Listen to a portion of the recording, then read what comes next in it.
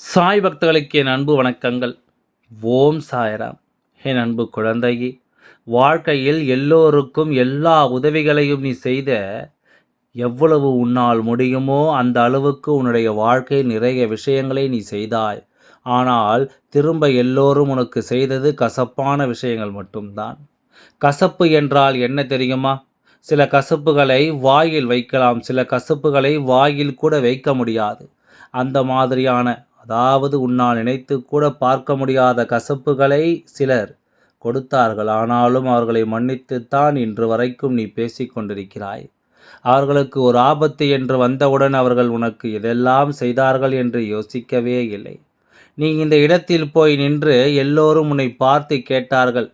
சில பேர் உன்னை பார்த்து கேட்டிருக்கிறார்கள், இவ்வளவு விஷயத்தை அவர் செய்தால், ஆனாலும் அவளுக்கு ஒரு ஆபத்து என்று வந்தவுடன் ஓடிப்போய் எதற்காக நிற்கிறாய் என்று சிலர் கேட்டார்கள். அப்பொழுது நீ சொன்ன வார்த்தை என்ன தெரியுமா? இன்று வரைக்கும் என்னுடைய மனதில் இருப்பது, செய்பவர்கள் செய்துவிட்டார்கள். என்னை அது மேலே இருக்கும் தெய்வம் நிச்சயமாக காப்பாற்றும். வந்து மன்னிப்பு கேட்கும் அளவுக்கு அந்த தெய்வம் நிச்சயமாக வாழ்க்கையை மாற்றும் என்பது அவ்வப்பொழுது நீ சொன்ன ஒவ்வொரு முறையும் நான் உனக்கு துரோகம் செய்பவர்களுக்கு நீ எல்லாவற்றிலும் வெற்றிகரமாக என்னுடைய மனதை வென்றுவிட்ட ஒவ்வொரு விஷயத்திலும் எனக்கு நீ அதிகமாக சொல்லிக் கொடுத்திருக்கிறாய். என்னென்ன தெரியுமா? நீ எப்பேற்பட்ட குழந்தை, நான் உன்னை எந்த அளவுக்கு நன்றாக பார்த்திருக்கிறேன். என்னுடைய குழந்தை என்று சொல்லிக்கொள்ள நான் எந்த அளவு தெரியுமா பெருமைப்பட்டிருக்கிறேன். சில பேரை நான் பார்த்திருப்பேன், எல்லோரையும் எனக்கு அவ்வளவு சுலபமாக பிடிப்பது கிடையாது. எந்த ஒரு உள்ளம் உண்மையாக இருக்கிறதோ அந்த உள்ளத்தை எனக்கு அதிகமாகவே பிடிக்கும்.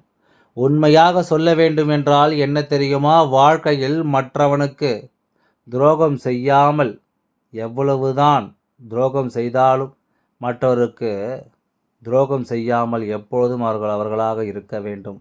அதுதான் என்னுடைய குழந்தைகளுக்கு அழகு.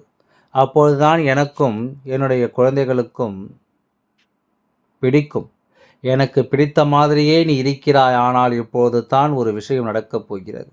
உன்னுடைய வீட்டில் அல்ல, மற்றவர்கள் வீட்டிலும் எந்த பிரச்சனையும் கிடையாது. என்ன தெரியுமா நடக்கப் போகிறது? அவர்களுக்கு நீ யார் என்பதை இந்த சாயப்பா புரிய வைத்து விட்டேன். அவர்களுக்கு எந்த விதத்தில் புரிய வைக்க வேண்டுமோ அந்த இடத்தில் அவர்களுக்கு புரிய வைத்து விட்டேன். அது மட்டுமல்ல, அவர்களுடைய வாழ்க்கையில் நீ எந்த அளவுக்கு அவர்களுக்கு உதவியாக இருந்தாய் என்பதை ஒரு வித்தியாசம் காட்டி அவர்களுக்கு புரிய வைத்துவிட்டு, இதுவரைக்கும் என்ன நடந்தது, வாழ்க்கை ஏன் செல்ல பார்க்கலாம், நீ எவ்வளவுதான் செய்தாலும் உன்னை தூற்றினார்கள், யார் எப்பொழுது பேசினாலும் அவளை எனக்காக உதவி செய்தாலும் என்று.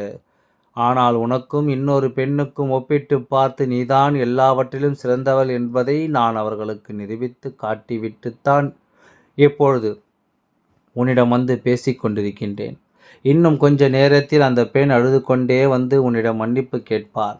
உன்னை நான் புரிந்து கொள்ளாமல் தேவையே இல்லாமல் உன்னை பேசிவிட்டேன், காயப்படுத்தி விட்டேன், உன்னுடைய வாழ்க்கையில் செய்யக்கூடாத விஷயங்களை நான் செய்துவிட்டேன் என்று மன்னிப்பு கேட்பாள். நீ கேட்கலாம், இந்த காலத்தில் யாராவது நேரடியாக வந்து மன்னிப்பு கேட்பார்களா என்று கேட்பார்கள். தானாக வந்து உன்னிடம் பேசுவார்கள். நீ வேண்டுமானால் என்ன தெரியுமா, உன்னுடைய வாழ்க்கையில் அந்த அளவுக்கு மற்றவர்கள் நீ உதவி செய்திருக்கிறாய், காலம் முழுவதும் நினைத்திருக்கிறார்கள் இவர் இப்படியே இருக்க வேண்டும், அப்பொழுதுதான் இவளுக்கு எதுவுமே நடக்காது, நாம் சந்தோஷமாக இருக்கலாம் என்று. ஆனால் உன்னுடைய வாழ்க்கையும் மாறப்போகிறது. உன்னை புரிந்து கொள்ளாமல் சிலர் உன்னை கஷ்டப்படுத்தினார்கள் பார். அவர்களுடைய மனதையும் மாற்றி உனக்கு நெருங்கிய உறவாக மாற்றப் போகிறேன்.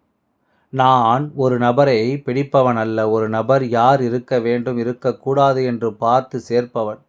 பிடிப்பவன் என்னுடைய பிள்ளைகளுக்கு யார் மூலமாக தொந்தரவுகள் வர மாதிரி இருந்தால் என்னுடைய குழந்தைகளிடமிருந்து ஒதுக்கி வைப்பேன்.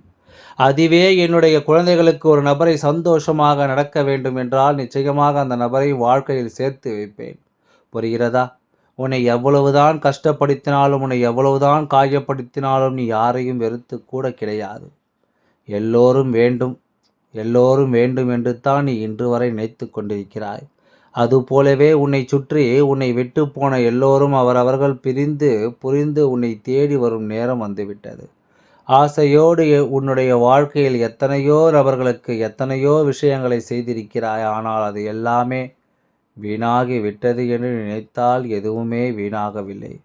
புரிந்து கொண்டு நீதான் எல்லா உறவுகளையும் சிறந்த உறவு என்ற உன்னை தேடி அழுது கொண்டே அந்த பெண், அதாவது உன்னை இத்தனை நாள் ஊருக்குள் அசிங்கமாக பேசிக்கொண்டு இவளை என்னுடைய உறவு என்று சொல்லாதீர்கள் என்று சொல்லிக்கொண்டு உன்னிடம் இருந்து அனைத்து உழைப்புகளையும் பெற்றுக்கொண்டு உன்னுடைய வாழ்க்கையில் எந்த ஒரு விசேஷம் என்றாலும் அதற்கு வராமல் யாரோ மூன்றாவது மனுஷியைப் போல நின்று கொண்டிருந்தாளே, அவள்தான் உன்னுடைய வாழ்க்கையில் இப்பொழுது அழுது கொண்டு ஓடி வந்து உன்னுடைய குணம் என்ன என்பதனை நான் புரிந்து கொண்டேன். நீ என்னை மன்னிக்க வேண்டும். நான் தெய்வம். எனக்கு நல்ல பாடத்தை கற்பித்து விட்டது. நான்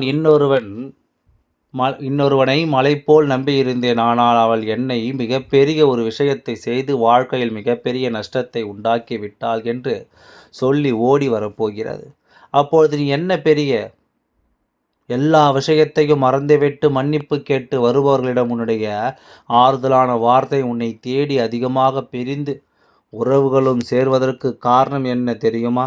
உன்னுடைய ஆறுதலான வார்த்தைகள். நீ உனக்குள் ஆறுதலான வார்த்தைகளை சொல்லிக் கொள்கிறாயே இல்லையோ, மற்றவர்களுக்கு ஆறுதலான வார்த்தையை கண்டிப்பாக நீ சொல்வாய்.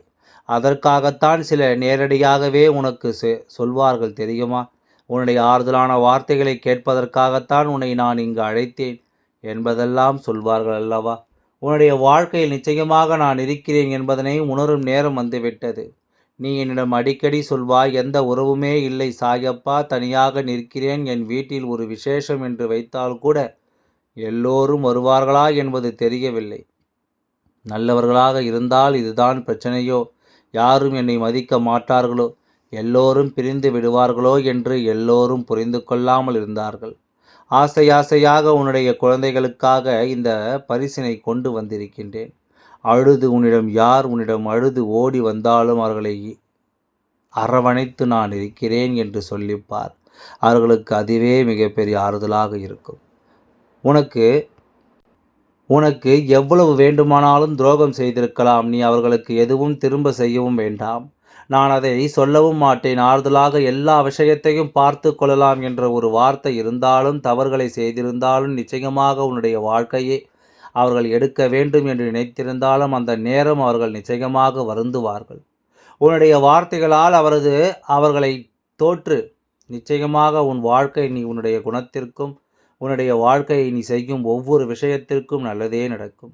1000 பேர் 1000 பேசுவார்கள். உன்னுடைய வாழ்க்கை நீ என்ன செய்கிறாய் என்பது எனக்கு தெரியும், உனக்கு தெரியும். இந்த சாயப்பாவிற்கு அனைத்தையும் தெரிந்துவிட்டுத்தான் நான் உன்னிடம் பேசுகின்றேன். உன்னோடு இருக்கின்றேன். முயற்சி செய், வெற்றி உனக்கே உரிதாகும். ஆகையால் எதை நினைத்தும் கவலை கொள்ளாமல் உன்னுடைய வேலைகளை நீ தொடர்ந்து செய்தேவா, எல்லாம் நல்லபடியாகவே நடந்து முடியும். ஓம் சாய்ராம். நன்றி, வணக்கம்.